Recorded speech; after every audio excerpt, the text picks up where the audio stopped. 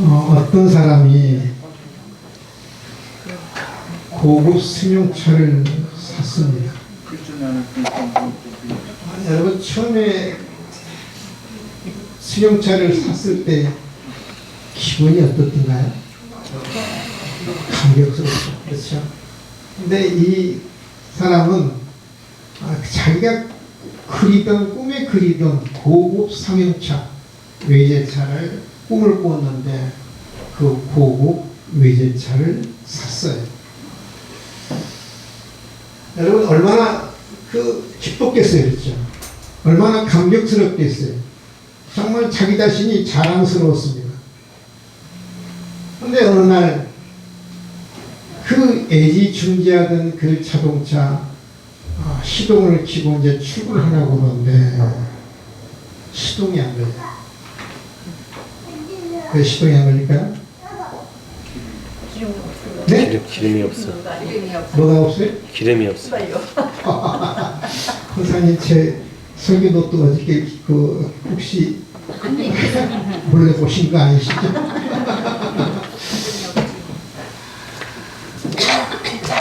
출근하려고 자동차 키를 틀어보니까 시동이 안 걸리는데 보니까 기름이 떨어진 거야. 기름.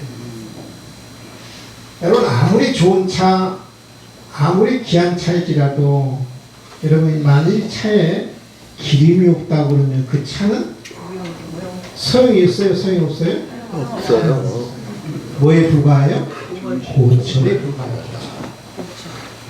고철에 불과합니다. 기름이 없는 자동차는 고철일 뿐이죠. 마찬가지로 우리 예수 믿는 사람들에게는요, 내 마음에 성령이 없으면, 따라합시다. 성령이 없으면 기름 떨어진 자동차와 같다.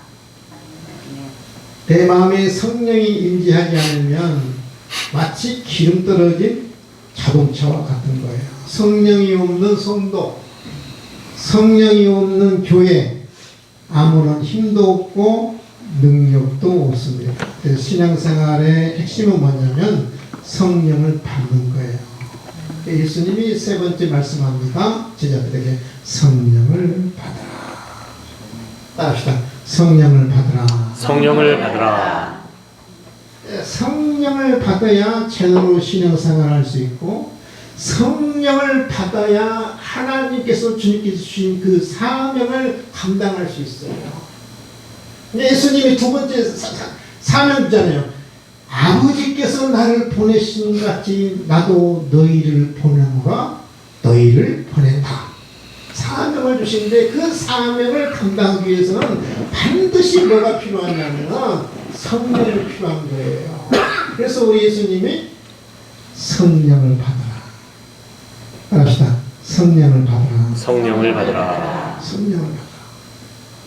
성령 없이는 사명을 감당할 수 없고, 성령이 없으면 신앙생활을 제대로 할 수 없어요. 불가능한 거예요. 그래서 예수님이 꼭 필요한 거, 신앙생활에 필요한 것만 첫 번째 평강이고, 두 번째 사명이고, 세 번째 우리 예수님 부활하신 예수님께서 하신 말씀이 성령을 받아라. 성령을 받아라. 우리 예수님이 사람을 만드실 때 이렇게 만드시거든요. 창세기 2장 7절입니다. 여호와 하나님이 땅에 흙으로 사람을 지으시고, 우리 사람의 재료는 뭐냐? 금이 아니에요. 은도 아니고요. 우리 사람의 재료는 뭐예요? 흙이에요. 하나님이 흙으로 우리 사람을 만들었어요. 흙으로. 처음에 하나님이 흙으로 사람을 지으실 때는 마치 뭐 같았냐면 말도 못하죠. 움직이지도 못하죠. 마치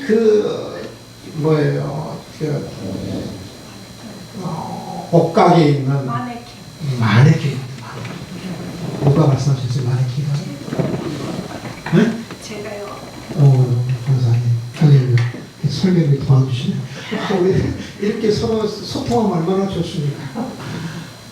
옷가게에 서 있는 뭐 같으냐면 마네킹 같아요. 흙으로 사람을 지으시고 이때까지만 해도 뭐예요? 마네킹이죠, 마네킹.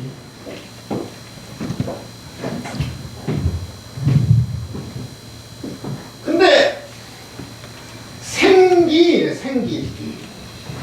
생기는 뭐냐면은 호흡을 해야 돼요. 호흡. 하나님께서 그 코에 호흡을 불어넣으시니까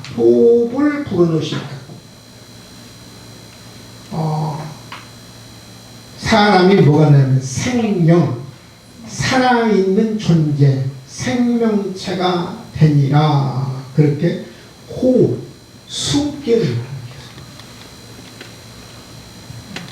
하나님이 아담을 흙으로 지으실 때 이때까지 말고 뭐라고요? 마네킹했단 말이에요. 근데 코에 무엇을 넣었대요?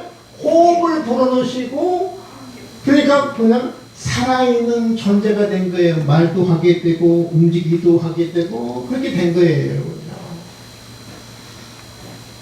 중요한 것은 하나님이 아담에게 코에 호흡을 불어넣었다. 숨결을 불어넣었다.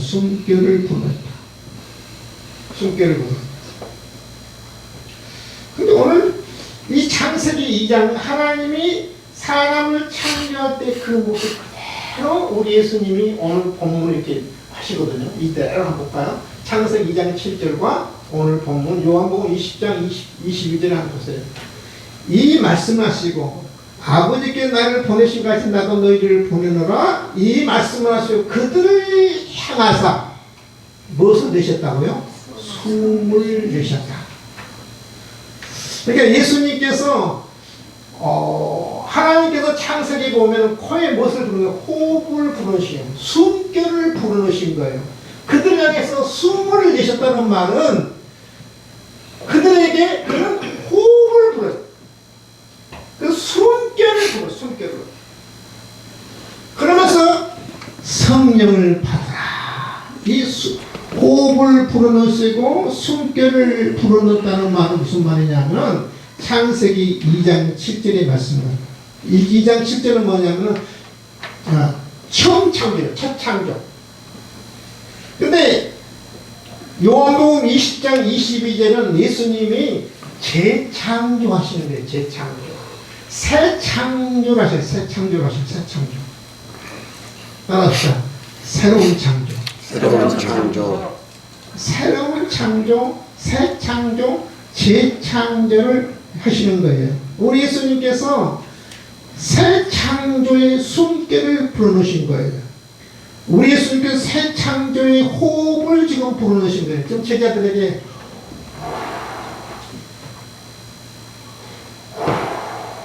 호흡을 불어, 숨결을 불어넣으신. 조금 더 쉽게 이야기하면 그들에게 성령을 불어넣어요. 성령. 창세기는 뭐냐 생기를 불어넣었다고 이야기 표현하고 있고 오늘 예수님은 성령을 이렇게 표현해요. 성령을 불어넣으시고 성령을. 호흡을 불어넣으시고 숨결을 불어넣으시고 다시 다른 말로 말하면 성령을 지금 제자들에게 불어넣으신 거예요. 새 창조를 하신 거예요. 새 창조. 여러분 성령을 주셨다는 말은 그들이 제자들이 성령이 없으면 사명을 감당을 못해요. 성령을 줬다는 말은 능력을 주셨다는 거죠. 따라합시다. 능력을 주셨다. 능력을 주시니까 성령을 불어넣으시니까 그들에게 성령을 통해서 능력을 주시는 거고 능력을 주시니까 그 전에는 예수님께서 호흡을 불어넣으시니까 이 제자들은 영이 뭐냐면 죽었던 영이에요. 마치 마네킹 같은 영적으로 죽어있어요. 근데 호흡을 불어넣으시니까 제자들이 비로소 이제 마치 살아있는 존재처럼 영혼이 살아요. 영혼이 꿈틀거리고 이때부터 진짜 이제 뭐냐면은 신앙생활이 시작되는 거예요. 신앙생활. 여러분 그 에스겔서 37장 5절에 보면 하나님의 에스겔을 꼴짝이로 데려가죠. 꼴짝이로 데려가는데 꼴짝이에 보니까 그 마른 뼈들이 다 말라 비틀어졌어요. 마른 뼈들이 골짜기에 찼습니다. 근데 그 마른 뼈들에게 하나님께서 생기를 불어넣자 하나님의 큰 군대가 살아있는 군대가 되었습니다. 예수님이 이때 숨을 불어넣으시기 전까지만 해도 숨결을 불어넣으시면서 성령을 불어넣기 전까지만 해도 마치 에스겔 골짜기 마른 뼈 같은 거예요. 근데 예수님이 이제 호흡을 불어넣습니다. 숨결을 불어넣습니다. 성령을 불어넣으니까 에스겔 골짜기에 큰 하나님의 군대가 된 것처럼 예수님의 제자들이 비로소 하나님의 큰 군대로 변합니다. 그 전까지만 해도 그들이 죽음에 두려워서 문을 꼭꼭 두고 걸어 잠그고 쏘고 있었거든요. 근데 예수님께서 그들에게 호흡을 불어넣고 생기를 불어넣고 숨결을 불어넣고 성령을 불어넣자 제자들이 달라지는 거죠.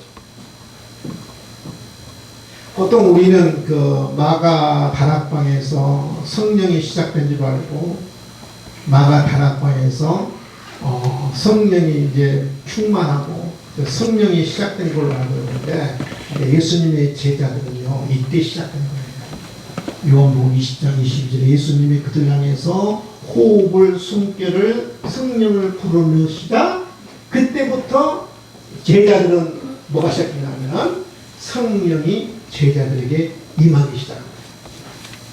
이 마가 다락방에는 모든 120명 성도들에게 성령이 임했거든요. 근데 제자들의 성령의 시작은 요한복음 20장 22절부터 시작된 거예요. 이때부터 시작해요. 예수님이 호흡을 불어넣으시고 생명력을 불어넣으시고 숨결을 불어넣으시고 성령을 불어넣을 때 이때 비로소 제자들은 성령이 시작된 거예요. 우리 예수님이 여러분을 향해서도 성령을 불어넣을 수 있기를 불어넣을 주시기를 주님의 이름으로 축원을 드립니다. 아멘. 예수님 우리 나를 향해서 성령을 받아라. 그 성령의 숨결을 불어넣으세요. 성령의 그 호흡을 성령을 받아라. 성령을 받아라. 여러분, 성령은 누군가요? 성령은 삼위일체 하나님 가운데 한 분이잖아요. 성령은 단순한 힘이 아니라 능력이 아니라 인격적인 하나님이죠. 성령님은 인격적인 하나님이기 때문에 우리하고 소통도 하시고 우리하고 말씀도 하시고 우리를 인도하신 분이 바로 성령님이죠. 성령님은 인격적인 하나님이기 때문에 우리가 환영하고 사모하고 우리가 갈망해야 하거든요. 성령은 어떤 일을 하는가 5가지 일을 해요. 자, 한번 봅니다. 성령이 하시는 5가지 핵심 사역. 첫 번째, 죄를 깨닫게 해요. 여러분, 성령이 임하지 않으면요, 내가 죄인인지 의인인지 천국 갈 사람인지 지옥 갈 사람인지 전혀 몰라요. 교회 와서 죄인이라고 이야기하면 목사님 나는 또 선하게 살았다고 생각했는데 맨날 목사님이 죄인 얘기하면 듣기 싫어요. 오늘 현대인들이 가장 듣기 싫은 게 뭐냐면 죄예요. 죄에 대해서 제일 듣기 싫어해요. 목사님 제발 좀 교회에서는요 축복 이야기하고요 좀 좋은 이야기 하세요. 근데 교회 나오면 왜 죄에 대해서 이야기해요? 제일 싫어하는 게 오늘 현대인들이 죄거든요. 근데 다 나름대로 의인으로 생각해요. 나는 그래도 옳은 길로 살았다고 그러고 나는 떳떳하게 살았다고 생각하는데 그것은 성령이 임하지 않아서요. 성령이 임하면요 죄를 깨닫게 해서 그가 와서 성령이 와서 죄에 대하여 의에 대해서 심판에 대해서 세상을 책망하신다. 현대인의 성경은 어떻게 번역했냐면 세상이 잘못 생각하고 있는 점을 깨우쳐 줄 것이다. 세상 사람들은 나는 그래도 옳게 살았다고 생각하고 어렵게 살았다고 생각하고, 근데 성령이 임하면 내가 이 세상에서 가장 큰 죄인들, 내가 생각하는 거, 내가 묵상하는 거, 내가 말하는 거, 내가 행동하는 거, 모든 것이 다 죄악인 것을 깨달아요. 내가 얼마나 이기심이 많고 시기심이 많고 질투가 많고 욕심이 많은 것을 깨달아요. 내가 얼마나 많은 사람들을 미워하며 저주하며 살았는가를 깨달아요. 뭐가 임해야 하냐면 성령이 임해야 죄를 깨닫는 거예요. 성령의 역할은 죄를 깨닫는 거예요. 아멘? 아멘. 저도요, 성령이 임하기 전에 나도 그래도 괜찮은 사람인 줄 알았어. 그래도 선하고 착한 사람은 성령이 임하니까, 여러분 지금 우리가 이 예배당 안에 먼지가 보이잖아요. 근데 여기 햇빛 비추고 있어요. 이 안에 얼마나 먼지들이 많은지 몰라요. 아마 알면 얘기하고 아마 다 도망갈걸요? 성령이 임하면 그래. 성령이 임하면 안 보이는 모든 죄악이 다 보이고 드러나고, 그래서 성령을 보면 죄를 깨닫게 해야지. 아, 내가 이 죄 가지고 내가 죽을 수밖에 없구나. 내가 예수님이 필요하구나. 내 죄를 위해서 피 흘리신 예수님이 필요하구나. 바로 성령이 임할 때 깨닫게 되는 거예요. 믿으시면 하면. 두 번째, 진리를 깨닫게 해요. 요한복음 14장 20절, 성령이 그가 너에게 모든 것을 가르치고 생각나게 하리라. 모든 것 진리를. 진리는 뭐예요? 예수님이 진리잖아요. 내가 곧 길이요 진리요 생명이니 예수님을 깨닫게 해요. 성령이 임하면 내가 죄를 쫙 드러나요. 그래서 성령이 임하면 정말 예수님이 진리시고 예수님이 내 죄를 위해서 죽으셨다는 걸 절실하게 깨닫게 돼요. 진리를 깨닫게 돼요.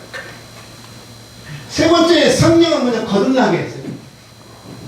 사람이 요한복음 3장 5절에 물과 물은 이제 말씀을 선진하는 말씀과 성령을 나비하니 하나님 나라에 들어갈 수 없느니라. 거듭나게 하는 것은 성령이에요. 성령. 다시 태어나게 하는 거예요. 예수님의 제자들 향해서 뭐라고 그래요? 좀 숨을 내쉬잖아요. 숨을 내쉬면 거듭나게 하는 거예요. 거듭나게. 재창조하는 거예요. 재창조. 새롭게 탄생시키는 거예요. 거듭나게 하는 것은 뭐예요? 성령이에요. 성령. 네 번째, 구원의 확신을 줍니다. 로마서 8장 성령이 친히 우리가 하나님의 자녀임을 증언하시나니 그러니,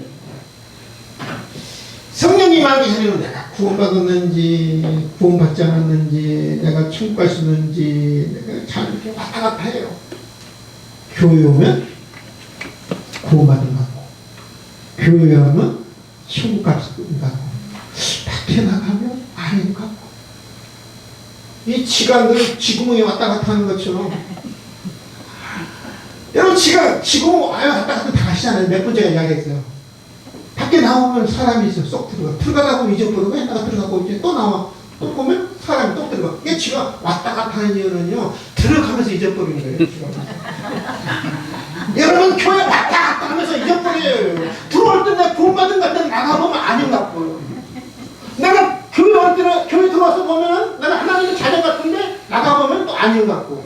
그런데 여러분, 성령이 임하면요, 구원의 확신을, 내가 오늘 죽어도 천국 갈 수 있다. 왜? 예수님을 믿으니까. 예수님을 영접했으니까. 하나님이 창세전에 나를 선택했으니까. 하나님의 자녀로, 하나님의 아들과 딸로 나를 하나님께서 창세전에 나를 이렇게 예정하셨으니까 구원의 확신을 주신 거예요. 성령이 임하면, 믿으시면 하면. 다섯 번째, 사도행전 1장, 성령이 임하시면 너희가 곧 능력을 받고 내 증인이 되리라. 성령이 임하지 않으면 증인이 됐어요. 증인은 본 것을, 목격한 것을 말하는 사람은 증인이라고 하잖아요. 목격자, 증인자. 근데 성령이 임해야 예수님을 전할 수 있는, 부활의 증인이 될 수 있는 거예요. 그래서 예수님이 내가 너희를 아버지가 나를 보낸같이 나도 너희를 보내라 사명을 주면서 성령을 받으라. 성령을 받지 않으면 너희들이 이 사명을 감당할 수 없다. 부활을 증언할 수 없다. 증인할 수 없다. 부활을 증인할 수 없다. 그래서 성령을 받으라 이 말씀입니다. 우리를 향해서 우리 예수님은 지금 말씀하십니다. 성령을 받으라. 이 시간에 여러분 말씀을 들으면서 성령이 여러분 임할 수 있기를 주님의 이름으로 축원을 드립니다. 오늘 사진을 보면요, 시드니에 있는 오페라 하우스, 저는 안 봤는데 사진으로 봤습니다. 얼마나 여러분 아름다운 거예요. 너무 아름답죠. 이게 이렇게 어떻게 설계를 했는지, 이렇게 어떻게 이렇게 건축을 했는지, 이런 아름다운 건축으로. 근데 시드니 오페라 하우스를 사람들이 많이 이제 방문하고 관광을 하는데, 이 관광객들의 그 네 부류가 있다고. 첫째 어떤 부류가 있느냐면 이 밖에 외관이 너무 아름답다 그러잖아. 여기서 사진만 찍고 가는 사람들. 첫 번째 부류. 네, 이게 외관도 여러분 아름답고 이 설계도 아름답습니다만 또 이 안에 오페라 하우스 안에는 또 너무 화려하고 웅장하고, 두 번째는 안에 들어가서 사진 찍고 온 사람들. 웅장하고 화려하니까 예술 작품 같습니다. 안에 들어가서 사진 찍고 나오는 사람이죠. 세 번째로는 여기 오페라 하우스에 또 레스토랑이 그렇게 음식이 맛있다네요. 그 레스토랑 가서 맛있는 음식만 먹고 감탄하면서 나온 사람이 있대요. 근데 네 번째로는 여러분 그 공연을 관람하면서 그 공연의 그 아름다운 그 음률, 선율을 감상하면서 감동하면서 감격하면서 나오는 사람들. 여러분 오페라 하우스는 여러분 뭐 때문에 가는 거예요? 오페라로 들으러 가잖아요. 근데 음식만 먹고 나오고 내부만 보고 나오고 이 건물 예관에서 사진만 찍고 온 사람은 진짜를 본 거예요? 안 본 거예요? 여러분 교회 나오는 사람은 네 종류가 있어요. 어떤 사람이 있는지 알아요? 첫 번째, 교회 밖에서 교회만 보는 사람. 평교회 5층, 6층, 7층 있네? 가는 사람은 꼭 있어요. 왔다가 간 사람. 두 번째는 어떤 사람이 있겠어요? 두 번째는 교회 안에 와서 사람만 보고 가는 사람. 사람만 보고. 우리 교회 그냥 4, 50명 정도 모이네? 작은 가족 같은 교회 사람들 모이네? 사람만 보고 가는 사람. 세 번째는 또 어떤 사람이 있어요? 밥만 보고 가는 사람. 밥만 보고. 근데 여러분 우리가 교회에 오면은 뭐하러 나와요? 예배드리러 나와요. 예배드리러. 믿으시면 하면 예배 드리면서 하나님을 만나고 성령을 체험하고 그 성령을 경험하고, 그게 교회 나오는 거잖아요. 교회 나오는 거. 여러분 성령이 임하지 않고는요, 예배를 드려도 형식적인 예배를 드려요. 성령이 임해야 신령과 진정으로 예배를 드리고, 성령이 임해야 내가 진정으로 하나님을 만나고 가고요, 성령이 임해야 하나님의 말씀이 나를 향한 하나님의 말씀으로 들려지는 거예요. 아멘? 목사님 오늘 설교가 좀 시원찮네. 어제 설교 않고 맨날 놀러 다니셨나? 여러분 하나님의 말씀이 나를 향한 말씀으로 들려지려면 성령이 임해야 들려지는 거예요. 믿으시면 아멘? 그리고 여러분 또 부활의 증인이 되겠으면 반드시 성령이 임해야 돼요. 그래서 예수님이 성령을 받아라. 성령을 받아야 부활의 증인이 될 수 있다. 성령을 받아야 너희가 사명을 감당할 수 있다. 어떻게 하면 성령을 받을 수 있을까요? 세 가지입니다. 따라합시다. 갈망하고 사모하라. 성령님은 인격의 하나님이시거든요. 내가 신앙하면 이게 성령이고 내가 안에 안 들었어요.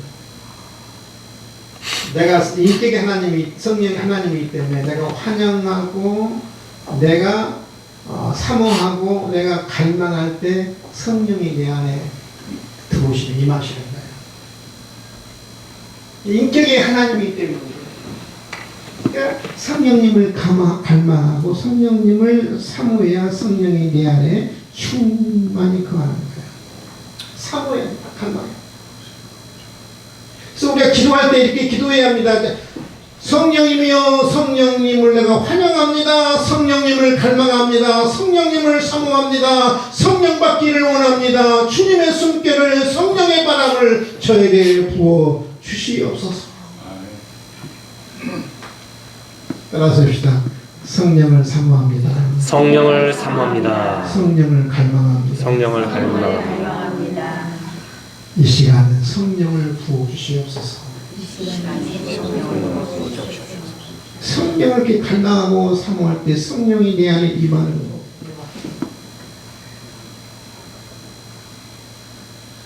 성령을 갈망하고 성령을 여러분 사모할 때는 두 손을 들고 성령님이여 환영합니다. 성령님이여 갈망합니다. 성령님이여 어서 내 마음에 오시옵소서. 환영합니다. 갈망합니다. 사모합니다. 두 손을 들고 환영할 때 성령이 내 안에 임하시고 충만히 임하는 거예요.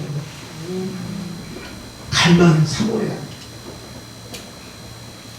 두 번째 회개하고 순종해야 합니다. 사도행전 2장 30절 베드로가 이르되 너희가 회개하여 죄를 뉘우치고 내가 하나님 앞에 돌아서는 것 각각 예수 그리스도의 이름으로 세례를 받고 죄 사함을 받으라. 그리하면 성령의 선물을 받으라. 어떨 때 성령의 선물인데 성령의 선물을 받는다고요? 회개합니다.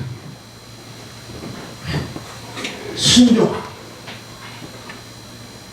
대부분의 그 성령 받을 때 반응을 보면요, 눈물이 날 겁니다. 통해요. 막 1시간, 2시간씩 눈물이 나. 회개할 때 성령이 내 마음에 임하는 거예요. 성령의 선물. 그리하면 세 번째 기도합니다.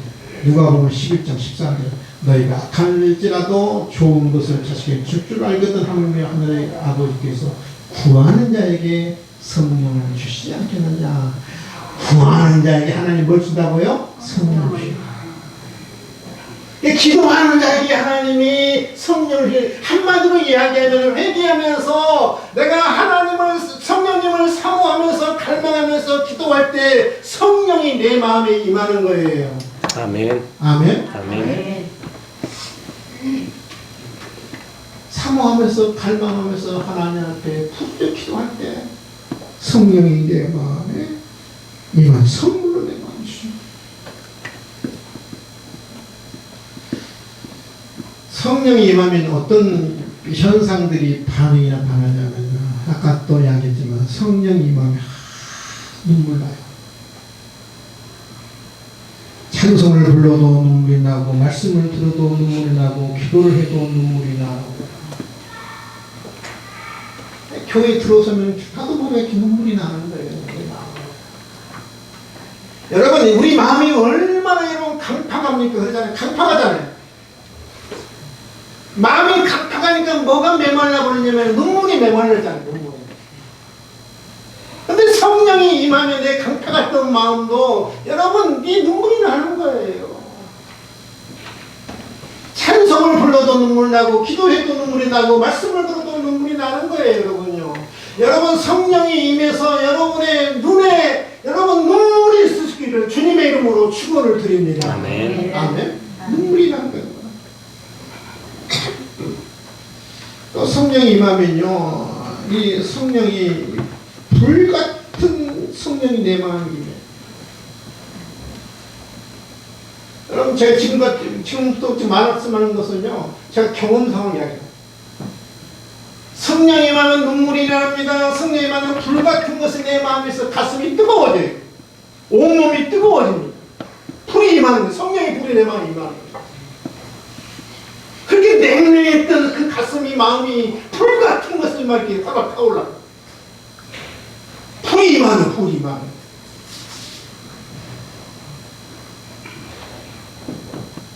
이게 불 같은 자는 성령이 임하고요. 또 성령이 임하면 바람 같은 성령이 또 임해. 바람 같은 성령. 여러분 강력한 태풍이 이런 불면 어떻게 해요? 나무들이 막 흔들려요. 큰 나무도 흔들리잖아요. 불 같은 성령이 임할 때는 내 가슴이 뜨겁고요. 바람 같은 성령이 임하면은요, 나도 모르게 막 흔들리고요. 막 진동이 날 거예요. 나도 모르게 혀가 꼬불라지고요. 나도 모르게 방언하는 거예요. 저는 은사주의는 아닙니다. 저는 말씀 주십니다. 은사도 필요한 거죠. 성령이 바람 같은 성령이 임하면, 불 같은 성령이 임하면, 바람 같은 성령이 임하면 내 몸이 막 주체해서 흔들려요.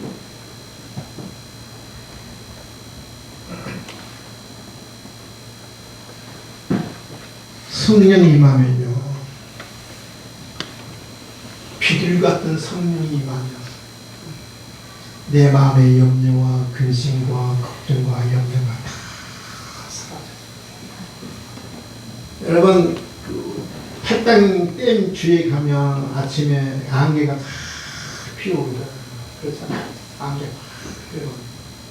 근데 해가 다 떠오르면 그 짙은 안개도 한순간에 싹 사라지잖아요. 그래 안 그래? 한번 내일 아침 한번 가볼까요? 네? 아, 구경 한번 하실래요? 네, 목사님하고 같이.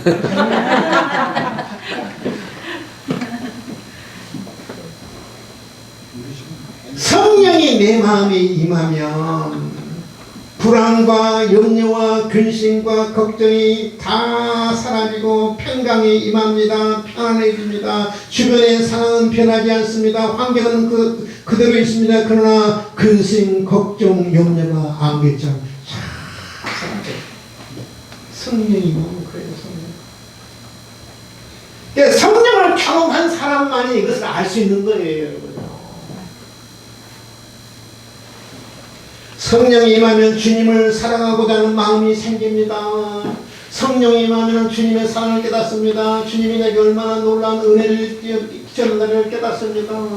우리 주님이 자신의 생명을 바쳐서 나를 사랑하는 것을 깨닫습니다. 그래서 나도 모르게 주님을 사랑하는 마음이 생기고 교회를 사랑하는 마음이 생기는 거예요. 여러분, 교회 나와서 봉사하고 헌금하고 여러분 억지로 되는 게 아니에요. 성령이 임하면 가능한 거예요. 아멘. 믿으시면 아멘. 아멘. 주님을 사랑하는 마음, 교회를 사랑하는 마음이 생기는 거예요. 성령이 임하면 예배 드릴 때도 형식적 예배를 드린 것이 아니라 신령과 진정으로 예배를 드립니다. 성령이 임하기 전에는 예배 드리는 것이 한 시간이 얼마나 지루한지 모릅니다. 목사님 오늘따라 왜 설교가 이렇게 긴지 빨리 끝나라고. 왜 이렇게 지루하는지 모릅니다. 근데 성령이 임하면 신령과 진정 예배에 드립니다. 집중하게 됩니다. 한 시간이 얼마나 빠른지 하나님의 말씀이 꿀같이 달게 되는 거예요. 여러분, 성령이 임하면 영의 눈이 열립니다. 영의 눈이 열려서 하나님이 보입니다. 천국이 보입니다. 불쌍한 영혼이 보입니다. 성령이 임해야 영의 눈이 열리는 거예요. 영의 눈이 열릴 때 보이지 않는 하나님도 보입니다. 천국도 보입니다. 이 예수 믿지 않는 사람들의 불쌍한 영혼도 보이는 거예요. 성령이 임해야 영의 눈이 열리는 거예요. 믿으시면 아멘. 아멘. 성령이 임하면 능력이 임합니다. 악한 영과 싸워서 승리할 수 있는 능력이 임합니다. 성령이 임해야 능력도 임하는 거예요. 그러면 여러분, 신앙생활하는데 꼭 필요한 것이 뭐겠어요? 네?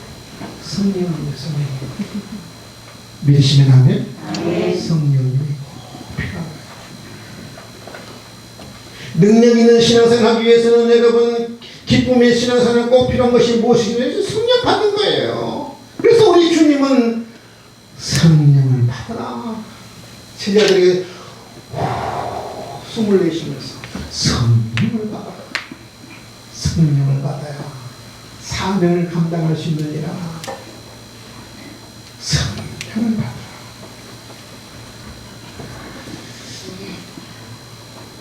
성령을 좀 갈망하고 성령을 좀 사모하고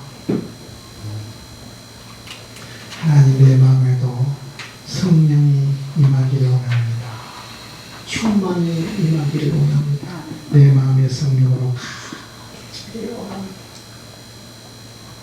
주여 성령님을 사모합니다. 성령님을 갈망합니다. 성령님을 환영합니다. 내 마음에 임해 주시고 하나님 기름 붓듯이 내 마음에 성령을 부어주시옵소서. 아멘.